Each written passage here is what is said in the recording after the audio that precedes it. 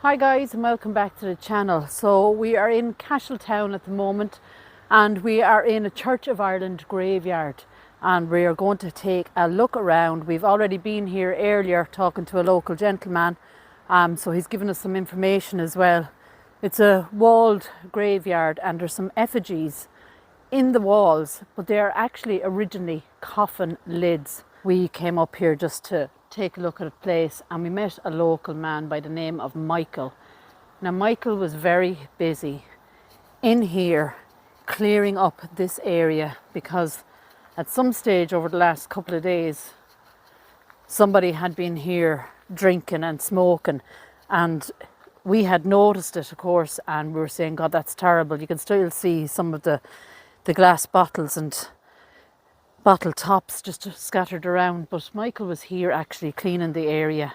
He's a local man, as I said, and he just gave us a little bit of information. Now, one of the things he had actually said was, one day he came up here and he noticed, I'm presuming it was this vault, that kids were inside and they were actually playing with the skull, as in kicking the skull back and forth.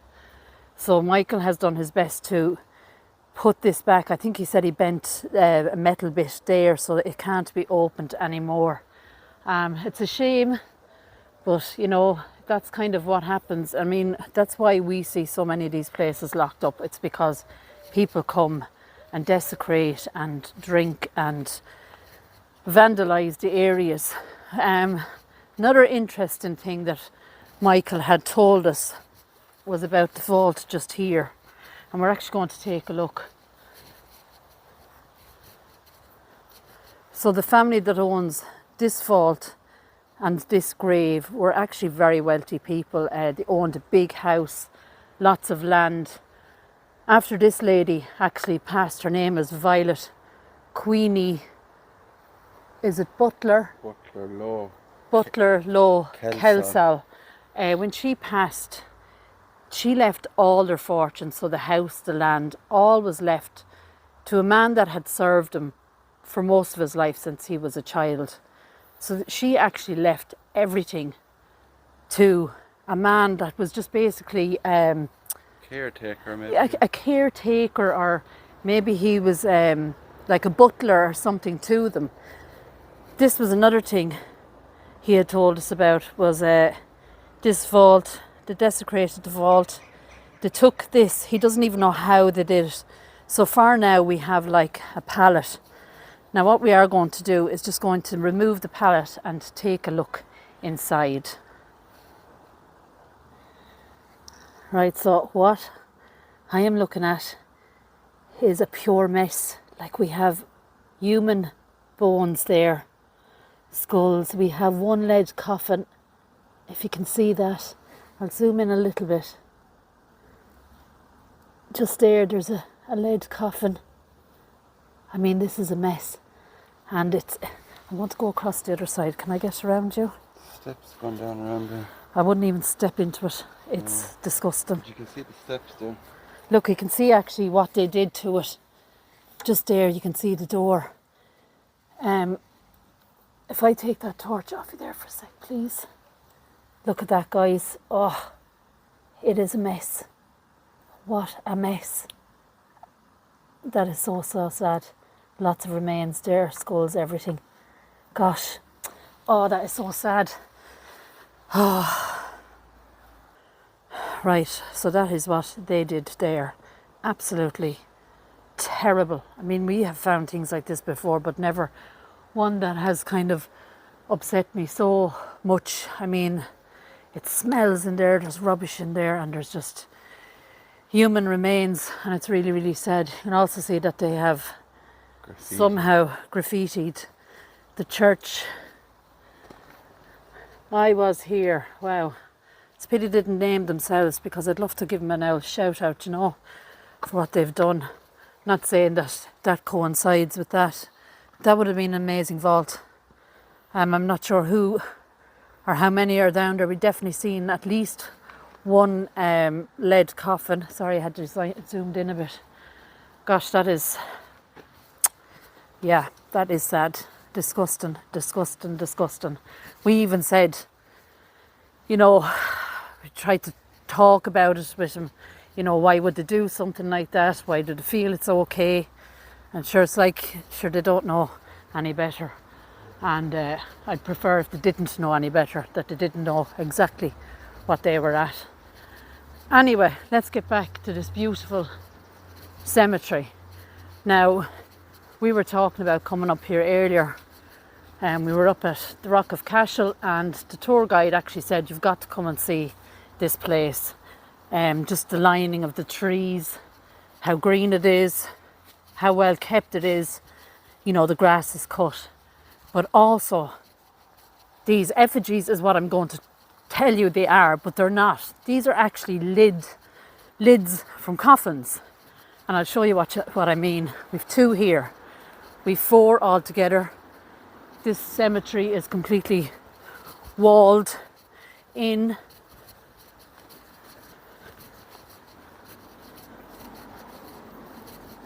Look at these.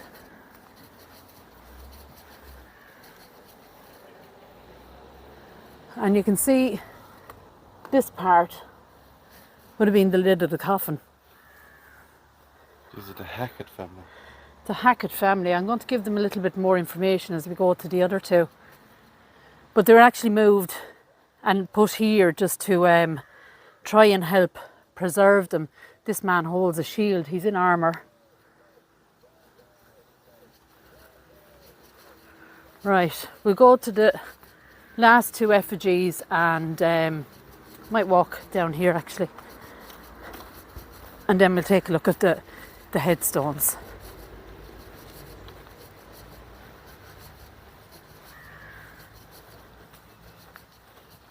I have to say that the man we met today, Michael, the first thing I thought of, we both thought of when we met him first. Is this a GV interesting fact? This is an interesting fact. The man we met today, Michael, who cleaned up the bottles, beer bottles and stuff, and who helped us with the information, the first thing I thought of when I saw his face was he's a doppelganger for Michael Dolan. If you remember Michael Dolan, who was in Scrooge, the Ghost of Christmas Past in the 1950s, in the movie. He is identical, I think, isn't he? Yeah, it's very, very like him. He's very, very like Michael Dolan. And we said it. Well, you said it. I said it to him. I said, you look really like Michael Dolan. I said, you probably don't know him, or you have never heard of him, but yeah, he was very... He heard of the film, but he wasn't sure who Michael Dolan was. And another coincidence, we were in the local supermarket. We walked in, and there are books about Cashel in there.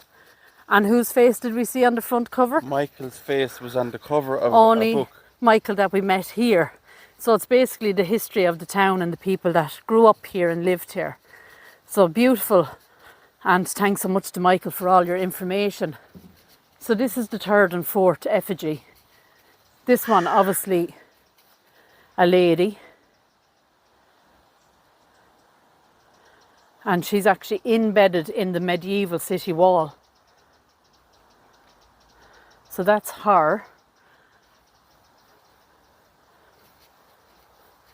And then we have this one.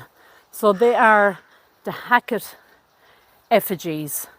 There's 4 figures, 2 here and 2 we seen at the start. They were found on the site of St. Francis's Abbey last century, and they were placed here in the city wall for their preservation. They are actually thought to be of the Sir William Hackett, circa 1260, his wife and his family. So I am presuming that this is William, I'm presuming, and this is his wife. Now I could be wrong, but they're not effigies like we see. These are coffin lids, and that's what blows my mind. Fascinating. Now it doesn't say anything about whether they found, you know, remains when they found the lids or anything like that. So we're going to have to presume that over time they were discovered and, as I said, moved here So really, really interesting stuff. So this is the beautiful church. It is actually stunning. Look at that. We did get to walk in earlier. It's very beautiful inside. Not an awful lot to see really. It's kind of like, you know, the old brown timber. This is very interesting. That sun. You wouldn't believe it, guys. We're in a heat wave. And we came up to video now because of the heat earlier. And it's actually just as warm really, isn't it? Now, can we see names on this one? There's none there. Could well be that they're on that. Oh, hold on, we have one. So it says John Costello of Tipperary, 1862. Aged, I think it's 87. Ellen, 1884, aged 85. Honoria Costello, 1891. Also their sister, Mrs. Margaret Dunn, 1898, I believe.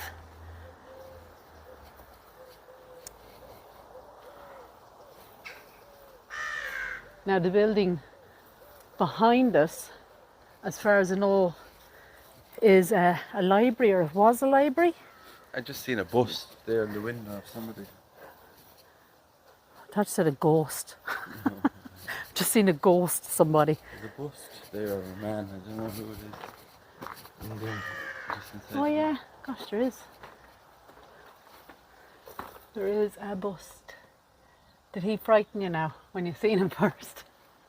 Yeah, 'cause Did you think it was a ghost? he's white. Let me see, there's actually an information board. There's actually an effigy there. Let me see. Bolton Library, 1729, Archbishop Theophilus Bolton was promoted to Cashel.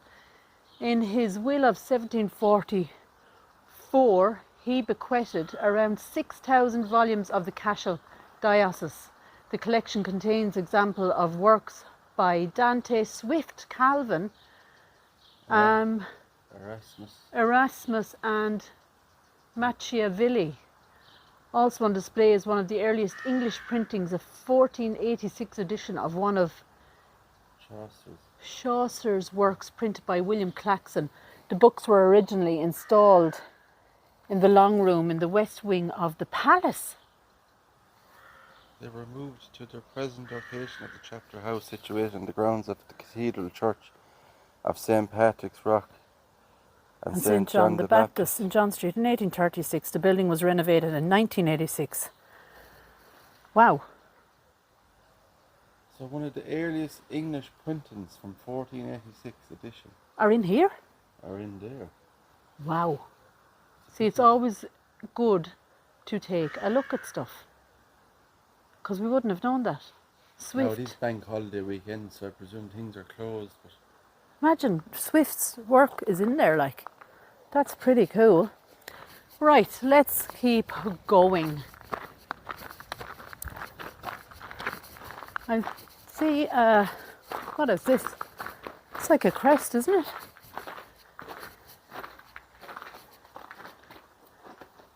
A crest and crucifixion scene up over it. That looks like it's been rescued, doesn't it? yeah, From somewhere. left there. Wow, look at, we've more. Wow! Skull and crossbones. Gosh, that must be...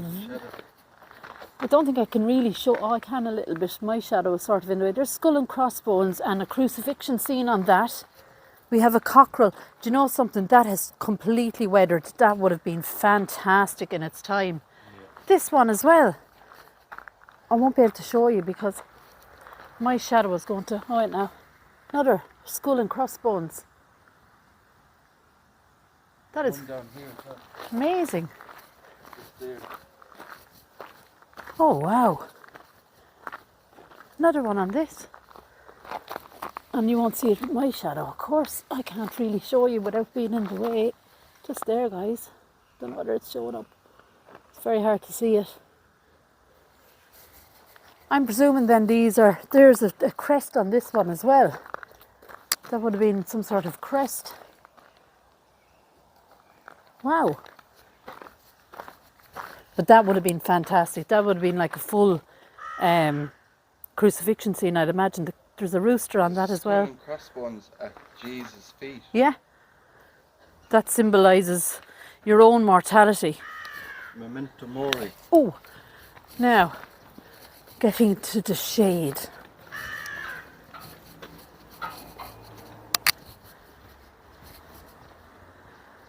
So on this one at the top, 1779, and then we have later burials. It's just kind of a strange layout. There's a beautiful chest tomb here. Unfortunately, the side has gone out of it. It's broken there. You'd wonder how those things happen. Maybe just over time the ground sinks and, you know, the stones themselves sink, making them unstable.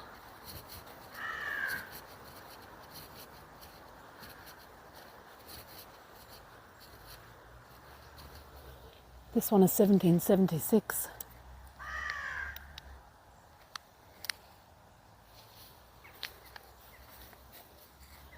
Here lies the body of Richard Kyle, departed this life. 6th day of December 1776.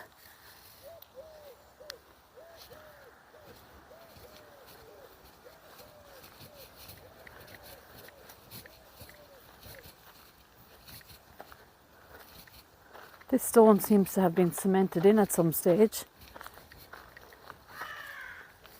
Sacred to the memory of Jean and the sturdy two infant children of...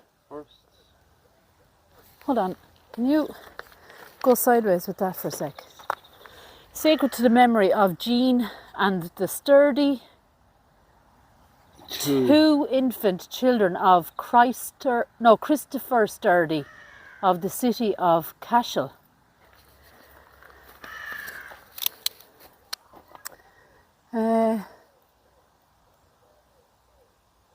Wow. Is that? That's a different language. Isn't it? MacDonald. MacDonald, yeah.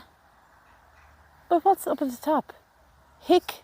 1741. 1741 is the date, but it says Hick, Jackeen. Hold on. That's definitely H-I-C. J-A-C-E-N-E. Francis. Francis, it looks like. La, Cobus, and P-A... don't know, MacDonald. And then it's Hell, it looks like. Hell, H-E-L-L. Repute. Genevieve, is it?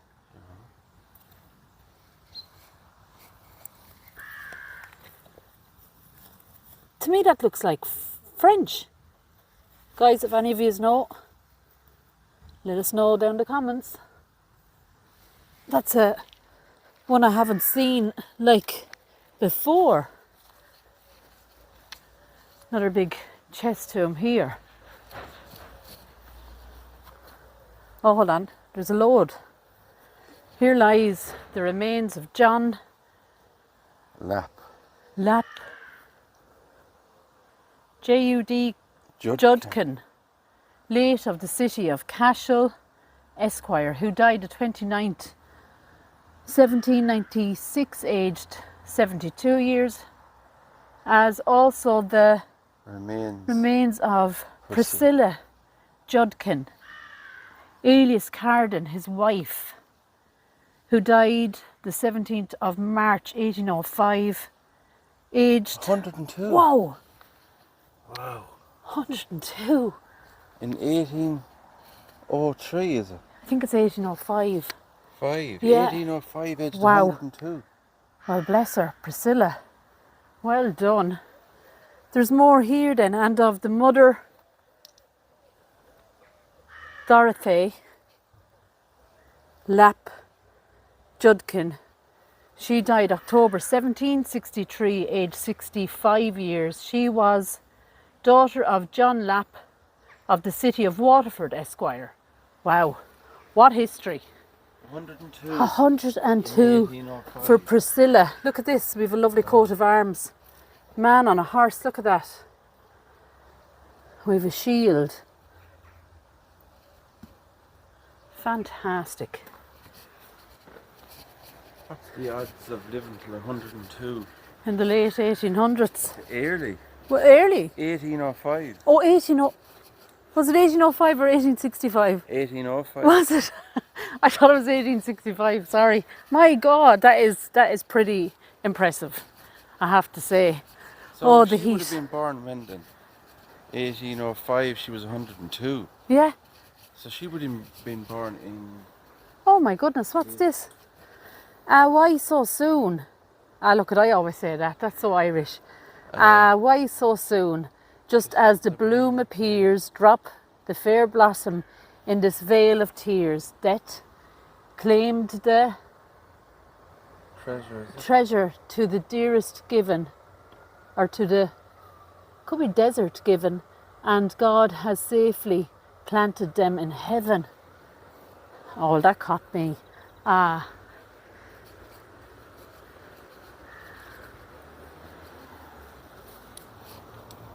We can't even read this. Oh, we can. Let's find a date. Here lies the body. John, Mary, and Rebecca. Margaret. McGrath. Is it? Yeah. McGrath, sorry. The children of Mr. Terence T. McGrath and his wife Rebecca. John was aged here 12 years. Mary 1 year and a half. And Rebecca 2 weeks when their heavenly Father took them. Oh. And that would make me say, So you can see the place is well looked after, the grass. Yeah, we've... Where they've cut the grass. Freshly cut grass. It is so warm, guys. So warm here. Even in... Well, at least somebody has aircon. They're the lucky ones. They've got the air conditioning on. There must be homes there or something. Gosh, that sun, I can't believe it. What time of the day is it? It's late evening now. It's late evening almost. Is it after 7 o'clock? Yeah. And this sun is just as warm as it was earlier. There is something up here. Broken headstone. In loving memory of Mary Ellen, wife of Lieutenant Colonel E. W. Murphy, Ballinmona, who died January the 20th, 1831. I think that's 19. Or sorry, 1931, you're right. And the base of it is there. It's kind of unusual that it's here and not really in the grounds. We have some people coming in. We have a few new burials, so we're not going to go near them. But I am going to take a look at these big vaults that we kind of started our walk. Look at this.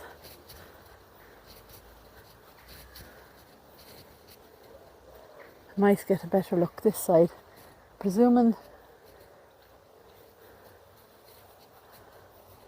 a lot of the writing would have been there. Oh, that's broke. Yeah, it's just coming away. It's like Granite or plaster. Oh, yeah. Granite plaster kind of. But this is a vault. You can see it's badly damaged. An urn up on the top. And very similar to this one here.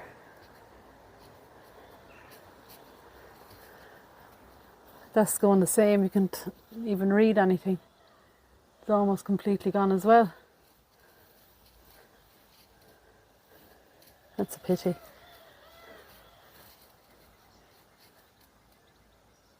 The ivy is lovely,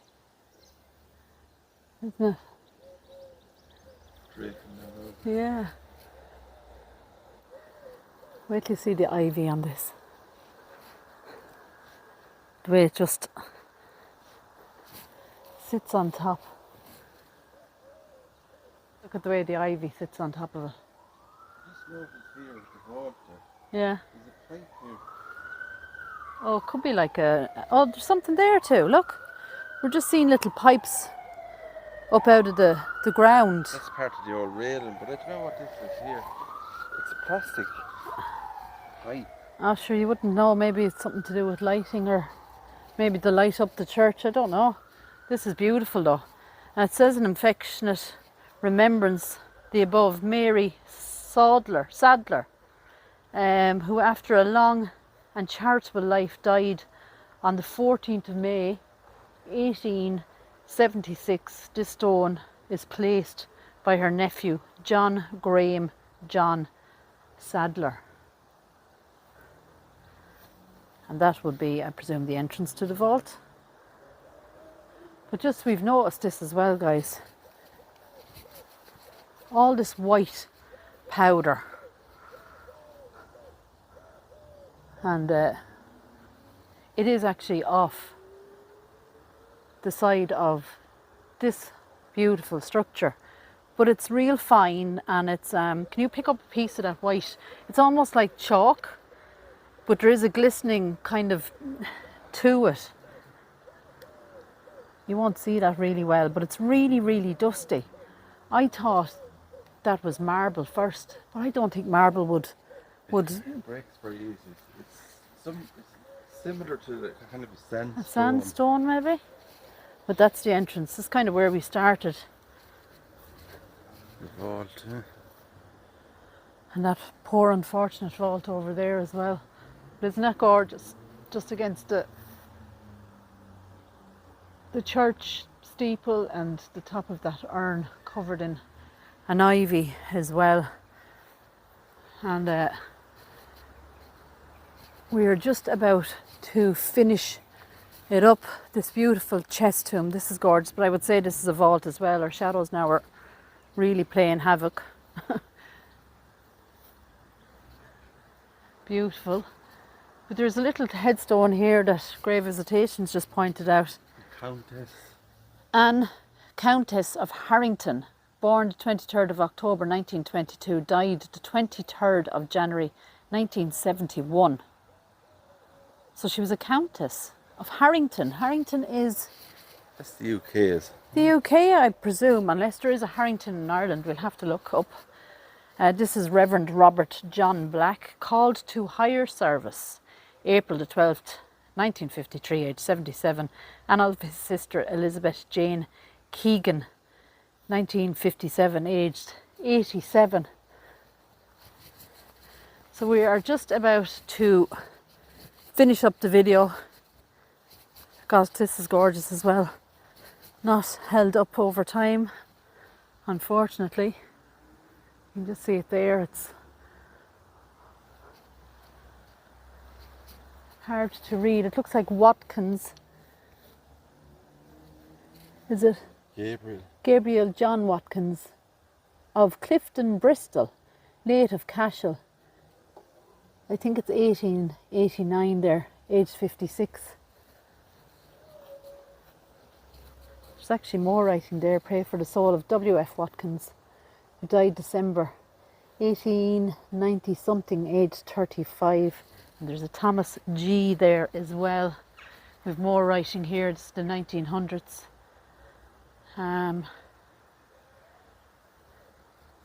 Unsure of that, but it looks like April 1900s.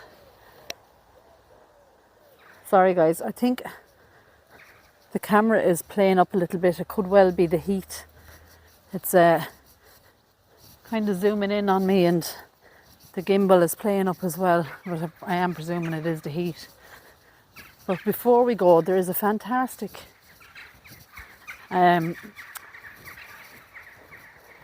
carving out of a tree. Look at that.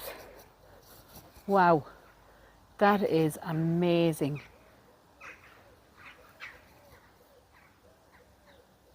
his beard, moustache. That is fantastic. We've also got, it looks like bronze to me. Myler McGrath says. Who did this? It says Myler McGrath managed to be both the Protestant Archbishop and the Roman Catholic Archbishop, and also became a favourite of Queen Elizabeth I. Wow. He was born the son of an Irish Catholic chieftain and became a monk, and later led a turbulent political life. Despite being a Catholic archbishop, he married a Catholic and had 8 children. So you think this is the carving of him? He lived for 100 years. Wow. And he's buried in the Rock of Cashel. Oh wow, and we were in the Rock of Cashel today. So that video of the Rock of Cashel will either go up before this one or after this one, I'm not quite sure. But watch this space, look at that. See the way the mushrooms have attached themselves? That's crazy. And this is all done with a chainsaw. It's all done with a chainsaw into what was left of an old tree. an old tree, I presume, yeah. Wood carving. So it's in likeness of Myler McGrath. I love that name, Myler McGrath. Or Myler, yeah, depending on the pronunciation. There's that fabulous church. Right, so guys, that is it for this video from Cashel, probably 2 hours away from Wexford where we live. We're absolutely boiling. We're not used to this weather, but it is beautiful and it's lovely actually in the shade, isn't it? But for now, if you like this video, don't forget to give it a like. Hit the notification bell and that will let you know when I upload any more videos or go live on this channel. Don't forget to leave me a comment. There's a few headstones there that I might need your help on, and if there's any other information I will certainly pop them in over the video. But for now guys, take care, God bless, and I'll talk to you all again soon. Bye. Which way was it again? We're lost.